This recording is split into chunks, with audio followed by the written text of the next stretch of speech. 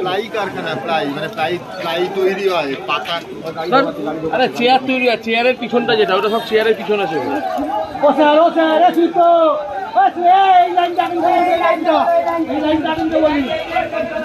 আর কি লাগে বলো? বলবি কিসের থেকে আগুন লাগে সেটা চাট করে বলা সম্ভব না। এই জাস্ট আরে ওই তো বললাম তো প্লাইয়ের মানে চেয়ার